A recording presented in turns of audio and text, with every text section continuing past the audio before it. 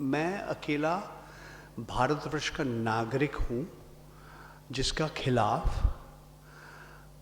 अडानी घराने का वकील 6 मानहानि का केस इस वक्त जारी है और इसमें 2 में गैग ऑर्डर है, तो इसलिए मेरा कोशिश किया मुंह मेरा बंद करने के लिए। मैं 2.5 साल खामोश था, मैंने सार्वजनिक मंच में कुछ बातचीत नहीं किया। आज मैं क्यों बात कर रहा हूँ ये भी आपको मैं बताऊंगा। मैं अकेला पत्रकार हूँ, मेरा नाम हिंडनबर्ग रिपोर्ट में आए हैं। 32,000 शब्द का रिपोर्ट है, उसमें एक पत्रकार का नाम है, वो मेरा नाम है। और जब अडानी के वकील लोग ये हिंडनबर्ग रिपोर्ट का जवाब दिया, वो जिस तरह का जवाब मिला, मैंने सोचा हमारा मुंह और बंद नहीं करना चाहता हूँ, मेरे को मुंह खोलना ही ज़रूरी थे। I must state my position, I must talk about what has happened. I was silent for 2.5 years. Before I talk about myself, I want to tell you some things about the Adani Group. I have had the privilege of meeting Shri Gautam Adani, who's 7 years younger than me. I'm 67, he's 60, on 2 occasions. But I think the Adani Group is unique in this country for several reasons. Adani जो घराना है, इसका जो अभिनवत्व है, जो uniqueness है, ये मैं समझता हूँ हमारे देश में बिरला ग्रुप के बारे में आपने सोचा, टाटा ग्रुप के बारे में आपने सोचा, अंबानी रिलायंस ग्रुप के बारे में सोचा। But the Adani Group is actually different from all these groups. क्यों? 20 साल पहले गौतम अडानी के नाम किसी ने नहीं सुना था। हाँ, हीरा का कारोबार चल रहा है यहीं पे नज़दीक झवेरी बाजार में, बहुत कम लोग गौतम अडानी जी का नाम सुना था। परिवार का कुछ प्लास्टिक्स का कोई कारोबार कर रहे थे, आयात निर्यात करते थे। तो जिस रफ्तार से 20 साल भी नहीं लगा, 15 साल शायद, विश्व के सबसे अमीर व्यक्ति में 2 number 3 number position, he became the 2nd or the 3rd richest man in the world। ये मैं समझता हूं new industrialist in India, his rise has been so spectacular। मगर कहानी तो यहाँ खत्म नहीं होता है। Just as the rise of the Adani business empire, the Adani corporate conglomerate was truly spectacular, even more spectacular was his precipitous fall, the precipitous fall in the prices of his shares। हम लोग कभी नहीं सोचा था कि 24 जनवरी 2023 में एक report आएगा और उसके बाद अडानी घराने का शेयर लगभग 9 कंपनी है। 24 जनवरी से आज आप देखिए, एक कंपनी का शेयर 50% गिर गया, किसी का 60% गिर गया, किसी का 70% गिर गया, किसी का 80% गिर गया। 1 महीना से थोड़ा सा ज़्यादा समय लिया। मैं भी समझता हूँ ये भी हम भारतवर्ष का इतिहास में कभी नहीं देखा, कॉर्पोरेट जगत का इतिहास में हमने कभी नहीं देखा। So what we are seeing is actually something that has never ever been seen in this country। Adani जी कहा कि हम भारतवर्ष के सबसे बड़ा एक फॉलो ऑन पब्लिक ऑफर, यानी कि 20,000 करोड़ बोला हम पब्लिक से लेंगे, मगर ये शेयर इशू की कहानी है, मैं संक्षिप्त में बताता हूँ। जब पब्लिक के लिए ये शेयर इशू शुरू हुई, सिर्फ 1% लोग, 1% सब्सक्रिप्शन आया, 1% subscription of the public part of the share offer. दूसरे दिन में भी एक और 2%। आखिरी दिन हमने देखा कि घोषणा किया कि 20,000 करोड़ हमें मिल गया। इसमें हम किसी लोगों का नाम सुना, हमने बहुत लोगों, हिंदुजा का नाम हमने सुना, हमने नाम सुना सज्जन जिंदल जी का नाम, JSW जिंदल स्टील वर्क्स, हमने सुना सुनील भारती मित्तल जी का नाम, हमने और भी लोगों का नाम सुना, गुजरात का टोरेंट ग्रुप का मेहता परिवार, एक और दवाई बनाने वाला एक संस्था है जाइडस कैडिला, उनका नाम भी सुना। और हम लोग सोचा कि बस अभी इनका संकट खत्म हो गया, हिंडनबर्ग का कहानी खत्म हो गया। मगर अचानक अगला दिन अपना अडानी साहब ने एक घोषणा किया कि हम सारे पैसा सबको वापस दे देंगे। और एक शब्द उन्होंने, कुछ शब्द उन्होंने इस्तेमाल किया, सब लोग थोड़ा बहुत आश्चर्य हो गए थे।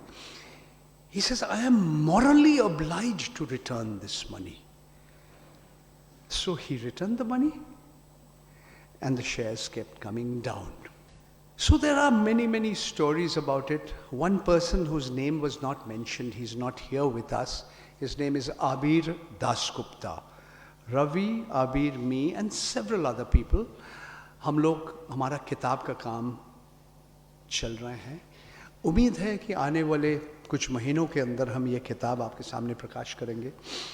और we will urge all of you to help us out so that we can bring this book out and hopefully bring out the book in different languages. अलग-अलग भाषाओं में हम चाहते हैं आपके सामने ये किताब हम पेश करेंगे।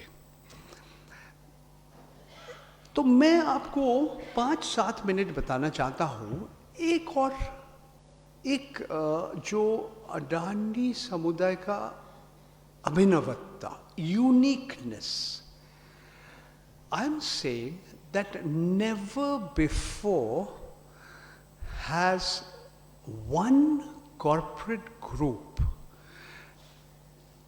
spread its presence in so many segments of India's economy.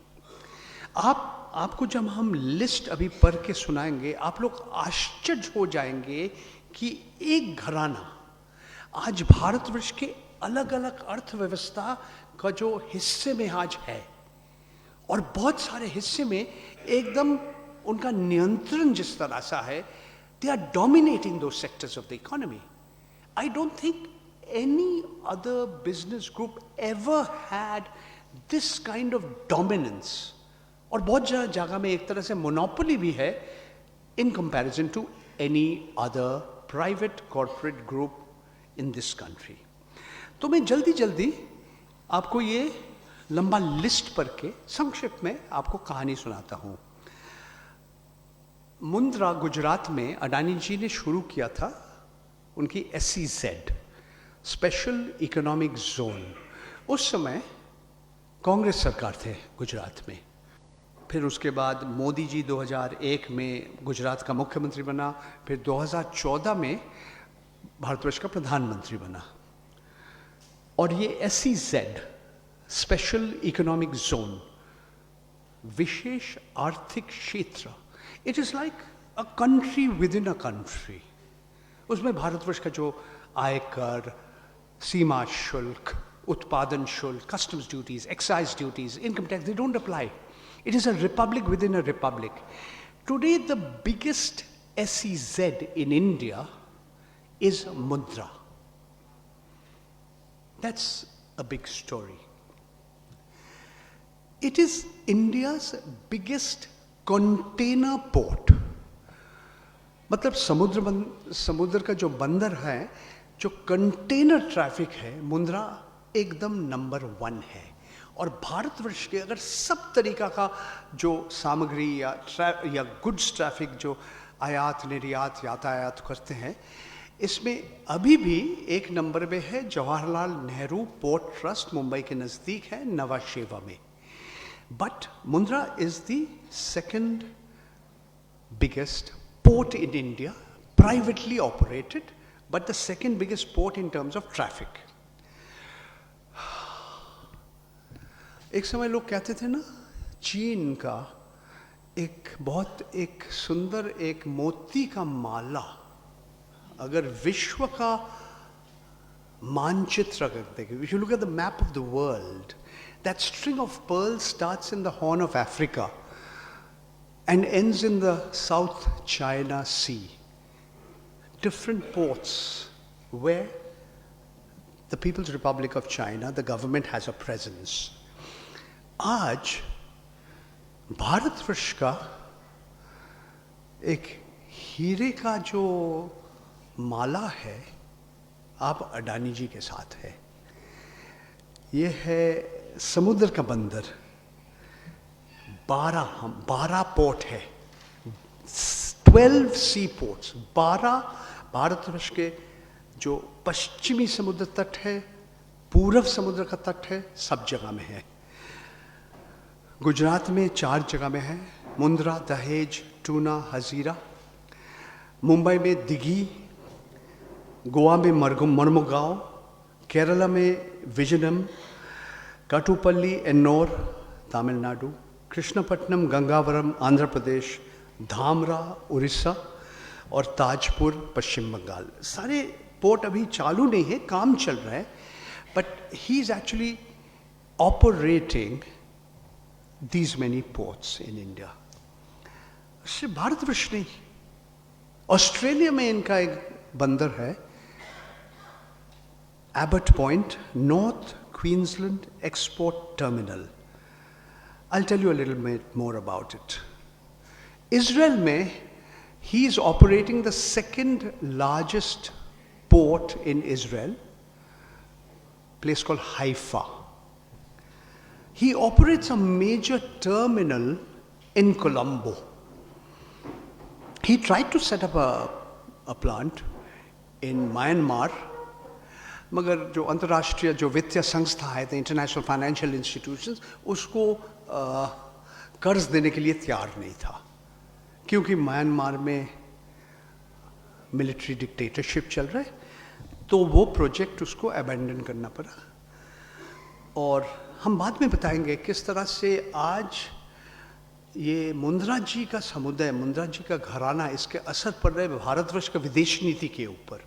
हमारे बांग्लादेश के साथ संपर्क, हमारा श्रीलंका के साथ संपर्क, ऑस्ट्रेलिया के साथ हमारा संपर्क, इंडोनेशिया के साथ संपर्क, हमारे इस विषय के ऊपर हम और भी थोड़ा बहुत कहेंगे। और ये सिर्फ सी पोर्ट्स नहीं, समुद्र बंदर नहीं, हवाई अड्डा भी, airports. Adani currently is the second biggest operator of airports in India in the private sector after the GMR Group. The GMR Group is based in Hyderabad. It operates Delhi, Indira Gandhi International Airport, and of course the Hyderabad Airport. But they are big. और इसके पीछे भी एक बहुत लंबा कहानी है, मगर सिर्फ हम आपको वो लॉन्ड्री लिस्ट बना रहे हैं ना, except it's not a laundry list. This is the country's infrastructure, Bharatvarsh का अर्थव्यवस्था का बुनियादी ढांचा। This is it. Jaipur Rajasthan, Lucknow Uttar Pradesh, Ahmedabad Gujarat, Guwahati Assam, Mangalore Karnataka, Thiruvananthapuram Kerala, Mumbai, यहाँ पे आप किस तरह से वो हवाई अड्डा उन्होंने लिया, ये भी एक बहुत लंबा कहानी है। और एक नया आपका एक हवाई अड्डा बन रहा है नवी मुंबई में। स्टिकिंग टू लॉजिस्टिक्स, आप लोग किसान आंदोलन के बारे में सोचा, after the Food Corporation India, the single biggest provider of services to store wheat and rice, गेहूं और चावल, ये मुंद्रा जी, सॉरी मुंद्रा में है, sorry, it is Gautam Adani ji का संस्था चलाते हैं। एग्रीकल्चरल लॉजिस्टिक्स, ऐसा उनका अलग अलग राज्य में 21 राज्य में 21 फैसिलिटीज़ है, 9 राज्य में कुछ बन रहे हैं। इनके 6 इनलैंड कार्गो वेसल्स है, इनके 7 रेलवे का रेक है और अलग अलग जगह में इनके वेयर हाउसेस है। और इन्होंने सिर्फ इस इलाका में नहीं, हमारे देश का जो डिफेंस इक्विपमेंट, हमारे देश का जो नौसेना है, स्थल सेना है, हमारे देश का जो वायु सेना है, इन लोग के लिए इज़राइल के एक कंपनी के साथ अडानी जी का एक समझौता है। उन्होंने बना रहे हैं मिलिट्री ग्रेड ड्रोन्स का एक अंग्रेजी नाम है UAVs, अनमैन्ड एरियल व्हीकल्स। तो यहाँ पे भी Adani has a very strong presence. He's the first, he has a tie-up with the Israeli company. आप जानते हैं कि भारतवर्ष का पहला प्रधानमंत्री जो इज़राइल गए थे वो नरेंद्र मोदी जी, और थोड़ी देर के कुछ दिनों के बाद इस तरह का एक जॉइंट वेंचर उन्होंने शुरू किया। मगर पूरा अडानी ग्रुप के सबसे ज़्यादा मुनाफा आता है, अडानी जी का जो सबसे बड़ा कंपनी है अडानी एंटरप्राइजेस, उनका कंपनी तो सैकड़ों कंपनी है। Ravi's done an investigation and he said if you look at all the subsidiaries, associate companies, Adani Group has over 1,000 corporate entities, including entities across the world. इसको पूरा दिखाने के लिए एक इतना बड़ा एक फैमिली ट्री बनाना पड़ेगा आपको, ये अलग कहानी है। But the Adani Group is the biggest importer of coal to India. Bharatvarsh जो कोयला विदेश से आयात करते हैं सबसे 1 नंबर स्तर में है अडानी जी। अपना कोयला खनन के लिए माइंस है ऑस्ट्रेलिया में, वो भी एक बहुत लंबा कहानी है, कारमाइकल माइक बोलते हैं। सिर्फ कोयला खनन नहीं होता है, वहाँ से रेल रोड में एक एबॉट पॉइंट टर्मिनल जाता है। 10 साल पहले अडानी जी सोचा था कि ये विश्व के सबसे बड़ा एक कोयला खनन का एक टर्मिनल हो। He wanted this to be the world's largest greenfield coal mining project. अलग अलग कारण के लिए, इंक्लूडिंग द फैक्ट दैट वहाँ के जो पर्यावरण के लिए जो सामाजिक संस्था है और वहाँ के जो आदिवासी है, एबोरिजिनल्स बोलते हैं, उन्होंने आंदोलन किया। And this project had to be scaled down to less than 1/5 of what it was originally envisaged. एक समय अंतर्राष्ट्रीय जो वित्तीय संस्था है, they didn't want to invest in the project. हमारे मोदी जी ऑस्ट्रेलिया जब गए थे अडानी जी के साथ, हमारे भारतीय स्टेट बैंक का जो उस समय chairman managing director Arundhati Bhattacharya madam थे, वो भी थे। उस समय एक प्रस्ताव था कि भारतवर्ष के इतिहास में भारतवर्ष का सबसे बड़ा bank $1 Arab, $1 billion was supposed to be given for that project, but that never happened. वो स्टेट बैंक का अपना बोर्ड ने ना कह दिया। ये भी एक लंबा कहानी है, यहाँ कहानी खत्म नहीं होता, कोयला का कहानी लंबा है। After the public sector Coal India Limited, the biggest coal miner in India is the Adani Group. They run several companies and they run actually 9 coal mines. They are called MDOs, Mine Developer and Operator. They're the second biggest after coal. And it's not just coal, Loha Ayusk, they have iron ore projects, they have copper smelting projects. They had a project to कोयला से plastic बनाएंगे, मगर वो स्थगित हो गया वो project. So it is not surprising that कोयला से जब विद्युत उत्पादन करते हैं, when coal-based electricity is made, Adani is number one after NTPC यानी कि नेशनल थर्मल पावर कॉरपोरेशन. अलग अलग राज्य में इनका है और इसमें एक यूनिक प्रोजेक्ट है जो आज बहुत विवादित हो गया, thanks to Ravi Nair and others. ये बांग्लादेश का प्रोजेक्ट. इंडोनेशिया और ऑस्ट्रेलिया से अडानी का अपना कोयला खनन जहाँ कर रहे हैं, वो जहाज में आएगा उड़ीसा का एक पोर्ट में धामरा, वहाँ से रेलगाड़ी में जाएगा गोड्डा झारखंड में. वो एक लंबा कहानी है, किस तरह से वहाँ का भूमि अधिग्रहण हुई थी, किस तरह से वहाँ का लोग को पैसा नहीं मिला, आज भी वो लड़ रहे हैं, किस तरह से वहाँ का नदी से पानी ले रहे, किस तरह से रघुबर दास का सरकार उसको SEZ बना दिया. और जितना बिजली उत्पादन हो रहे हैं 100%, 100% is going to Bangladesh, it is being exported. But that's not the end of the story. Bangladesh says it is surplus in electricity. और रवि जी वहाँ का जो ठेका है, power purchase agreement, he studied it in great detail and he came out with a report saying that Bangladesh is going to pay 3 times the price for that electricity. जिसका कीमत होना चाहिए 33 रुपया, उनको 100 रुपया देना पड़ रहा है. और कुछ महीना पहले वॉशिंगटन पोस्ट का एक लेख आया है, वहाँ पे बांग्लादेश पावर डेवलपमेंट बोर्ड का भूतपूर्व डायरेक्टर जनरल साहब ने साफ साफ कह दिया, शेख हसीना जी मोदी जी का दोस्त को ना नहीं कह सकते हैं. तो मैंने नहीं कहा, उन्होंने कहा. अब पढ़िए ना, अब वॉशिंगटन पोस्ट का ही है, मैंने कुछ नहीं कहा, उन्होंने कहा. आज बहुत बड़ा विवाद चल रहा है. अब तो बांग्लादेश बोला कि कम कर दो, इलेक्ट्रिसिटी रेट कम कर दो. ये विवाद अभी भी चल रहे हैं.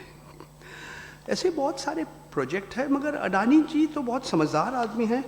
जब रजत शर्मा उनका साक्षात्कार किया था इंडिया टीवी में, और इंडिया टीवी का एक हिस्सा अडानी ग्रुप का एक कंपनी में भी है, आदित्य कॉर्पेक्स करके. तो मोदी जी के अडानी जी को, गौतम अडानी जी को एक सवाल उठाया रजत शर्मा जी. उन्होंने कहा आप इतना जल्दी इस रफ्तार से कैसे इतना बड़ा बन गया. तो हमारे माननीय उद्योगपति पूंजीपति श्री गौतम अडानी जी ने एक शब्द को 3 बार बोला, मेहनत मेहनत मेहनत. Hard work hard work hard work. I tell you a little more about his hard work. मगर आज जो अलग अलग शहर में जो आप गैस का डिस्ट्रीब्यूशन हो रहे, जो आपका रसोई में आ रहे, जो आप खाना बनाते हैं वो जो गैस बनाते हैं, जो गाड़ी में CNG यानी कि कॉम्प्रेस नेचुरल गैस बनाते हैं. पब्लिक सेक्टर एक कंपनी है, उसका नाम है इंद्रप्रस्थ गैस, नंबर 1 है. Number 2 is Adani group. He is everywhere, all over India. Gujarat, Haryana, Kerala, Karnataka, Tamil Nadu, Rajasthan, Madhya Pradesh, Uttar Pradesh, Chhattisgarh, Orissa, Maharashtra, Jharkhand, Assam, 1-2 शायद नाम मैं भूल ही गया, कोई बात नहीं, हमारा लिस्ट में इतना नाम है. So he is the biggest distributor of gas to cities. मगर अडानी जी तो समझदार हैं बहुत. वो नहीं कहने चाहते कि हम काले कोयला. He is not this great advocate of big coal.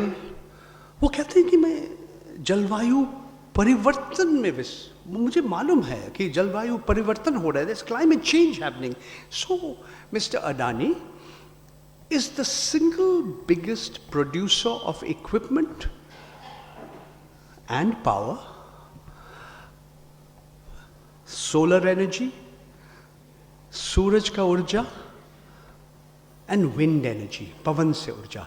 So the Adani Group is the single biggest generator of electricity using wind and solar energy. They have projects across the country. They have dozens of projects, 33 solar energy projects, several wind energy projects. कहानी जल्दी खत्म करना पड़ेगा हमें, इतना लंबा कहानी है हमारा पूरा किताब, आपको पहले से ही ट्रेलर आपको दे रहा हूँ मैं। ये बुनियादी ढांचा ये इंफ्रास्ट्रक्चर सेक्टर में overnight Adani Group became the second largest producer of cement in India. एक स्विट्जरलैंड की एक संस्था है, कंपनी है होलसिम नाम करके, वो खरीद लिया। होलसिम के साथ एसीसी एक समय टाटा समुदाय में थे, associated cement companies, Ambuja cements, ये उन्होंने खरीद लिया and they became India's second biggest producer of cement. इसके पीछे एक लंबा कहानी है, रवि शायद आपको बताएंगे। बुनियादी ढांचा में रह जाइए जरा, real estate. Adani Group is setting up more than 300 projects across the country, but the most controversial project is इस शहर का धारावी रीडेवलपमेंट प्रोजेक्ट। इसके पीछे एक बहुत लंबा कहानी है, तो मैं रवि जी को बताऊंगा किस तरह से एक ठेका खत्म हो गया, अभी अदालत में है, और एक नया ठेका आया। This could be arguably one of the biggest real estate projects in this city. There are people here who know Bombay real estate supposed to be one of the most expensive in the world. चलिए थोड़ा आगे बढ़ते हैं। सड़क बना रहे, 6 सड़क बना रहे। एक समय मैंने पहले बताया, the Adani Group was the single biggest aggregator of cut and polished diamonds, and they were studied in jewelry and it would be exported. तो विदेश से रफ डायमंड्स उन्होंने आयात करते हैं, सूरत में अलग जगह में उसको कट एंड पॉलिश करके वो सोने का ज्वेलरी में जाके विदेश जा रहे। वो कहानी ख़त्म हो गया। अडानी जी का बड़ा भाई विनोद अडानी जी का समधी, उनका नाम है जतिन भाई Mehta. He is very big in this. His 2 companies, Winsome and Forever, are among the biggest NPAs in India, यानी कि नॉन परफॉर्मिंग एसेट्स, यानी कि बैंकों से उन्होंने कर्ज लिया और वापस नहीं दिया। आज हमारे जतिन मेहता साहब कहीं हैं, सीबीआई का 10 FIR है, कुछ केसेस चल रहे हैं, हमें मालूम नहीं है कहाँ पे है। हमें मालूम है कि मेहुल चोकसी जी एंटीगा में है, नीरव मोदी लंदन के पास एक जेल के अंदर है, मेरा स्कूल का मित्र विजय माल्या भी लंदन में है, और ललित मोदी जी भी लंदन में है, मगर जतिन मेहता जी कहाँ पे है इस वक्त हमें मालूम नहीं है, शायद सरकार को मालूम है। सिर्फ इतना कहना चाहता हूँ कि जतिन भाई मेहता का जो बेटा है सूरज, उनका शादी हुआ विनोद अडवाणी जी का बेटी कृपा के साथ। ये फैमिली में भी बहुत कुछ है, मगर मैं ज़्यादा समय आपको नहीं लेना चाहता हूँ। 2-3 बात ख़त्म करना चाहता हूँ। आप लोग तो घर पे तेल का इस्तेमाल करते हैं ना, पराठा बनाने के लिए, पकौड़ी बनाने के लिए, समोसा बनाने के लिए। आपने फॉर्चून ब्रांड का नाम सुना होगा ज़रूर। भारतवर्ष में it is the number 1 brand selling edible oils, 20% all India. Gujarat में कितना है रवि? 70%, 67% इन गुजरात। अलग अलग जगह कहीं पे 25% है, कहीं 33% है। But the Fortune brand, which is a tie up with another group called Wilmar of Malaysia, they are the single biggest suppliers of edible oils to India. हम लोग विदेश से लगभग आधा हमारे जो हम लोग खाने के लिए हम जो तेल इस्तेमाल करते हैं, हम विदेश से आते हैं। इसको कहते हैं पामोलिन, ज़्यादा से ज़्यादा मलेशिया, इंडोनेशिया से आते हैं, यहाँ पे रिफाइन करके हम बेचते हैं। कहानी अभी तक हुआ नहीं। अरे बाप रे बाप, अडानी जी दाल का भी कारोबार करते हैं, चीनी का भी कारोबार करते हैं, और आप लोग सेब खाते ना, you like apples, he is the biggest supplier of apples in India. विदेश से भी आते हैं और हमारे देश के हिमाचल प्रदेश, जम्मू एंड कश्मीर, ये जगह से उन्होंने एप्पल खरीदते हैं। हमारे मित्र साईनाथ जी बैठे, इसके पीछे कितना बड़ा कहानी है उनको मालूम है। वो जो सीमेंट प्लांट क्यों हिंडनबर्ग रिपोर्ट से खुशी है, ये भी बात मालूम है। आखिरी जो है, आखिरी शायद नहीं है और भी है, यह है मीडिया, यानी कि लोक माध्यम। एनडीटीवी का मालिक कौन है आप जानते हैं। हमारा कहानी ख़त्म होने के पहले कुछ व्यक्तिगत बात करना चाहता हूँ, जो जहाँ से मैंने शुरू किया था। ये 6 मानहानि का मुकदमा केस जो हमारे खिलाफ चल रहे हैं, ये क्यों चल रहे हैं? इसमें 2 केस मुंद्रा में चल रहे हैं। आप लेख पढ़ सकते हैं, ये वायर करके एक वेबसाइट में एक लेख है, इसका सुर्खिया है Modi government's 500 crore bonanza to Adani group. ये था कि ये जो विशेष आर्थिक क्षेत्र में जो the rules how they were changed, एक कंपनी को सबसे ज़्यादा फायदा मिला, वो है अडानी पावर। उसके बाद मैंने ये भी लिखा, ये उस समय मैं इकोनॉमिक एंड पॉलिटिकल वीकली का संपादक था, हमने ये भी लिखा, देखिए वो रिफंड मांग रहे हैं, 500 करोड़ का रिफंड मांग रहा है। ये 500 करोड़ सरकार ये रिफंड का जो एप्लीकेशन है, जो दरखास्त है, वो प्रोसेस कर रहा है, मगर सरकार ये नहीं देखा कि वो पैसा दिया कि नहीं। अब अगर ज़्यादा इनकम टैक्स देते हैं, ज़्यादा आयकर देते हैं, तो आप कहेंगे हम ज़्यादा दे दिया, तो आप रिफंड के लिए एक एप्लीकेशन करिए, मगर पहले आपको तो पैसा देना पड़ेगा, उसके बाद आपका पैसा वापस आ जाएगा। इस केस में 500 करोड़ जो कस्टम्स ड्यूटी है, जो सीमा शुल्क है, उन्होंने नहीं दिया था। तो हमारे ऊपर बहुत लोग नाराज़ हो गए थे। भारत सरकार ने जवाब नहीं दिया, अडानी जी जवाब आया, ये लेख ईपीडब्ल्यू के बाद वायर ने छपा।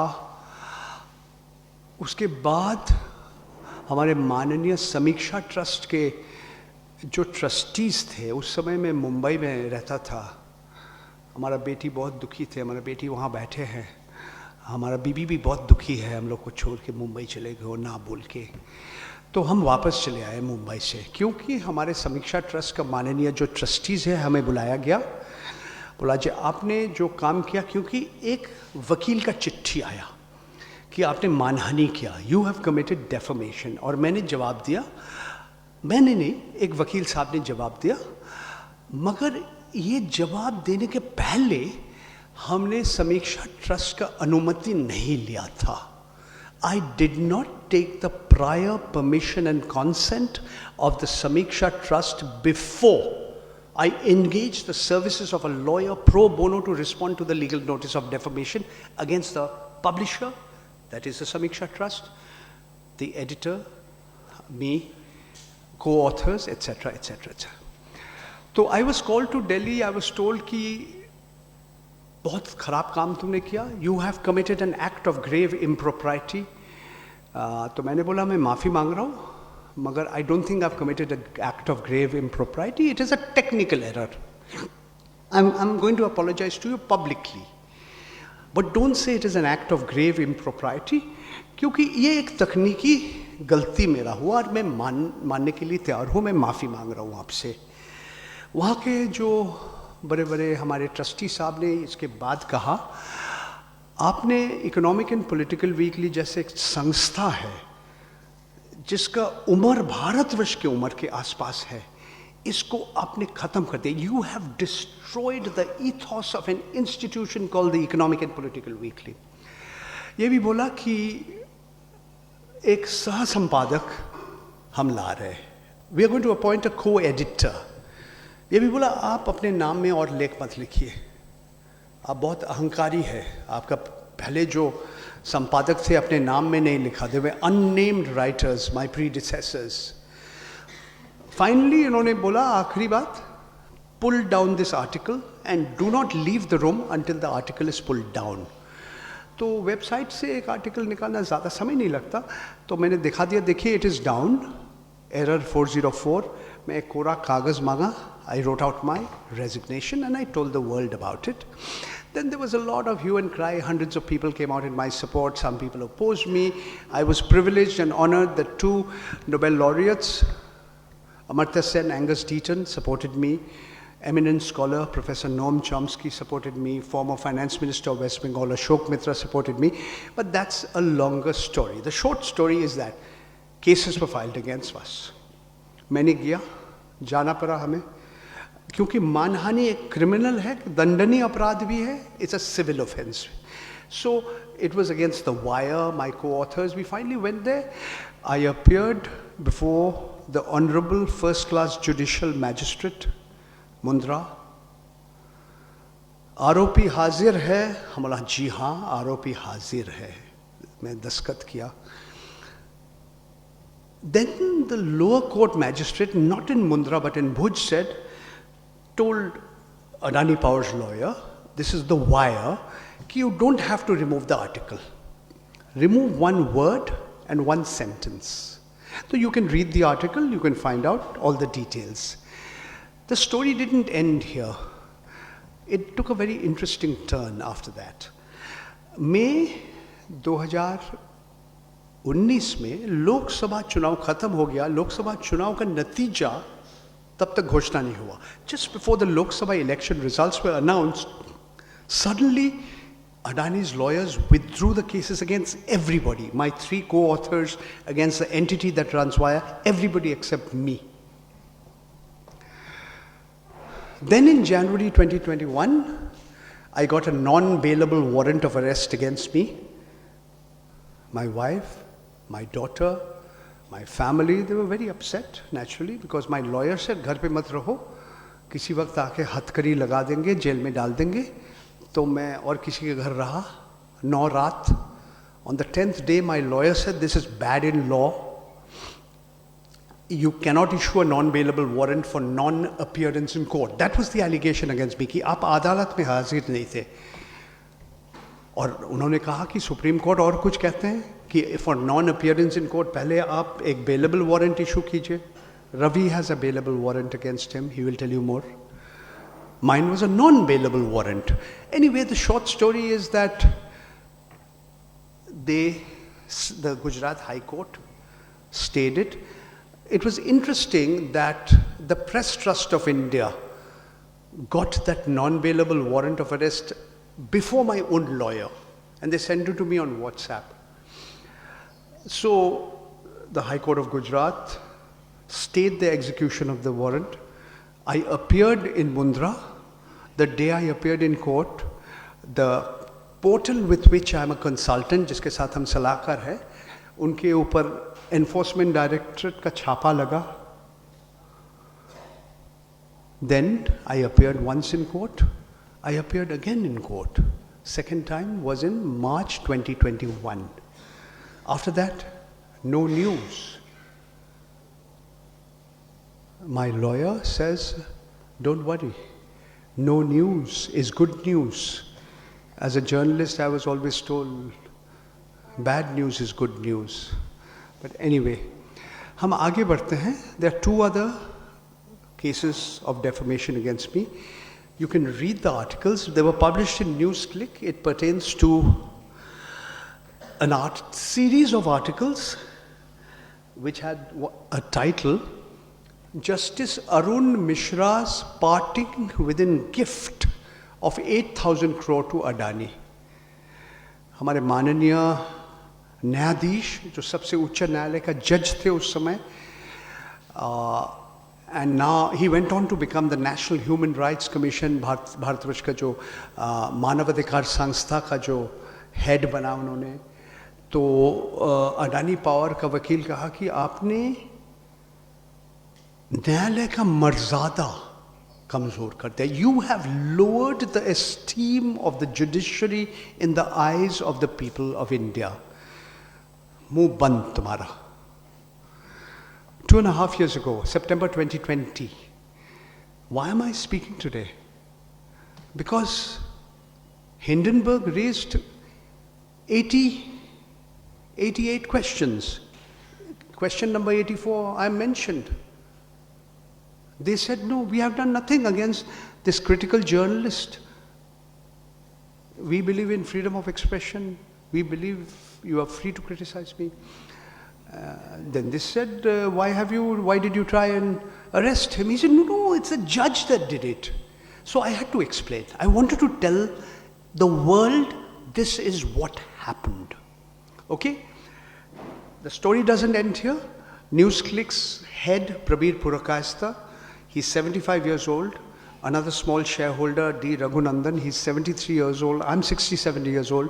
We traveled, and Abir Das Gupta earlier, we traveled halfway between Delhi and Mumbai to Kota. From there we traveled about 120 kilometers to district Baran. ग्रामीण न्यायालय के सामने वहाँ का मैजिस्ट्रेट, ऑनरेबल मैजिस्ट्रेट के पास हमने ज़मानत के बेल बॉन्ड की एप्लीकेशन दिया 10,000 रुपये का. वहाँ का लोग हमें श्योरिटी दिया, और ये भी अभी इस वक्त चल रहा है कहानी.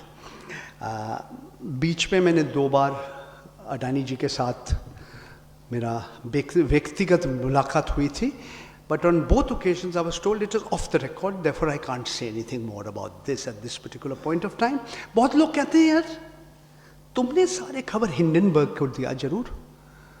तो मैंने बोला मैं सच बोलूं, आप मेरा बात विश्वास में मत करेंगे, मैं हिंडनबर्ग रिसर्च का नाम भी कभी नहीं सुना. 24 जनवरी को सुना. इससे पहले मैंने सोचा था कि हिंडनबर्ग जर्मनी का राष्ट्रपति था 30 का दशक में. उसके बाद हिटलर बन गया जर्मनी का चांसलर, और उनके नाम में एक हवाई जहाज बना था, जेपेलिन बना था, और that was suppose to cross the Atlantic का महासागर, मगर बीच में आग लग गया, 35 लोग का मृत्यु हो गया. And then I learn that this small organisation based in New York with about 6 or 7 people headed by a person called Nate Anderson, they named the company to symbolize a man-made disaster. So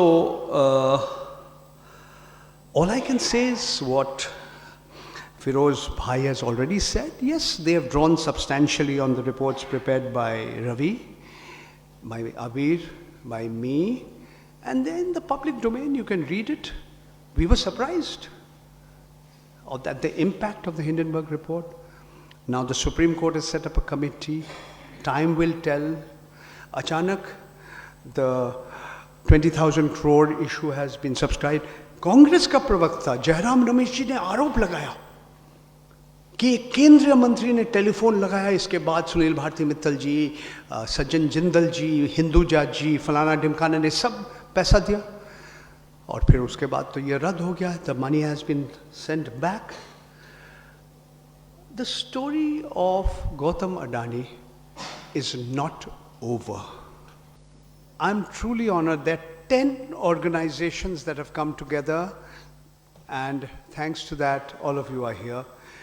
People's Union for Civil Liberties, Center for Indian Trade Unions, Sarva Shramik Sangh, Maulana Azad Vichar Manch, National Alliance of People's Movements, Bombay Catholic Sabha, Indian Muslims for Secular Democracy, Dalit Panther Samanvay Samiti, Bharat Bachao Andolan, Maitri Sanstha, and of course the Mumbai Marathi Patrakar Sangh.